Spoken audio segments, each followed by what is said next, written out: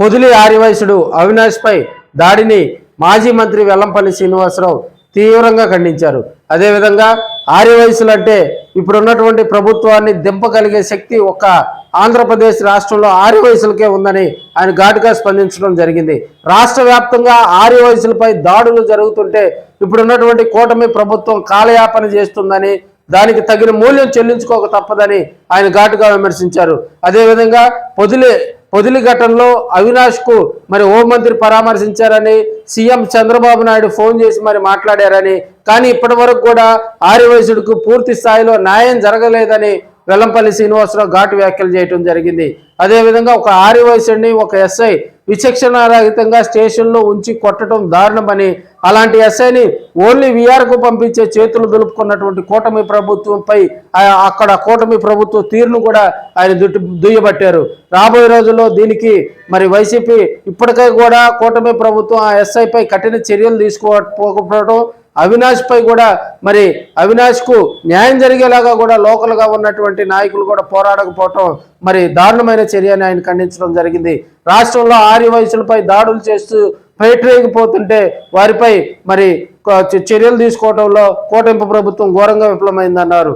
ప్రస్తుతం ఆర్యవైశ్యుల వ్యాపారాలు లేక వెలవెల్లాడుతున్నారని, గతంలో జగన్మోహన్ రెడ్డి గారు సీఎంగా ఉన్నప్పుడు మరి ప్రతి ఆర్యవైశ్యుడికి కూడా వ్యాపారాలు బాగా ఉండేయని, ప్రస్తుతం మరి చంద్రబాబు నాయుడు సంక్షేమానికి కుంటుపడే విధంగా కూడా పాలన కొనసాగిస్తున్నారని, ఏ ఆర్యవైశ్యుడు కూడా సుఖంగా లేడని, అదేవిధంగా ఆర్యవైశ్యులకు ఏ చిన్న కష్టం వచ్చినా కూడా మరి చెప్పుకోవటానికి కూడా ఇప్పుడు ఉన్నటువంటి కూటమి ప్రభుత్వంలో పరిష్కరించే నాదుడే లేడని ఆయన మాట్లాడటం జరిగింది. ఆర్యవైశ్యుల జోలికి వస్తే రాబోయే రోజుల్లో ఖబర్దారని చెప్పి కూడా ఆయన మాట్లాడటం జరిగింది.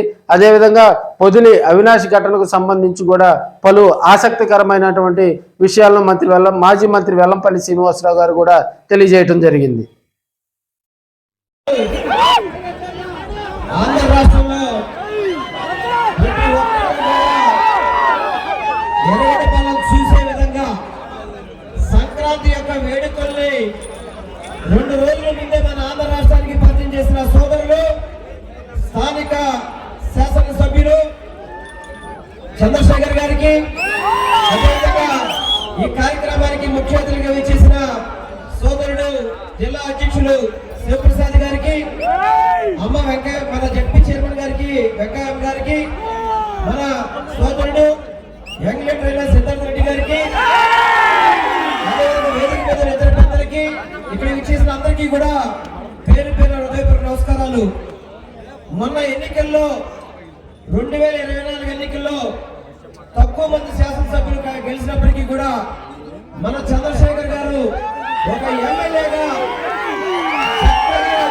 తోడుగా అధికార పార్టీని దిమ్మ తిరిగే విధంగా కౌంటర్ వేస్తూ ప్రతి ఒక్క కూటమి ప్రభుత్వాన్ని ప్రశ్నించే విధంగా పనిచేస్తున్న చంద్రశేఖర్ అన్నకి నేను ప్రత్యేకంగా అభినందనలు తెలియపరుచుకుంటున్నాను. ఎందుకంటే ఈ జిల్లాలో పెద్ద నాయకులు అనే వాళ్ళు వెళ్ళిపోయినా కానీ ఏ ఒక్కరు కూడా చెక్కు చెదరకుండా జగన్తో పాటే ఉంటాను అని చెప్పి ప్రతి ఒక్క వైఎస్ఆర్సీపీ నాయకులకి నేను ప్రత్యేక ధన్యవాదాలు తెలియపరుచుకుంటున్నాను. అదేవిధంగా ఏదైతే ఈరోజు వైఎస్ఆర్ కాంగ్రెస్ పార్టీ తరఫున సంక్రాంతి వేడుకలంటే తెలుగుతనం ఉట్టిపడే విధంగా వైఎస్ఆర్సీపీ కాంగ్రెస్ పార్టీ ఇటువంటి కార్యక్రమాలు చేస్తుంటే కూటమి ప్రభుత్వం కూడా చేస్తుంది.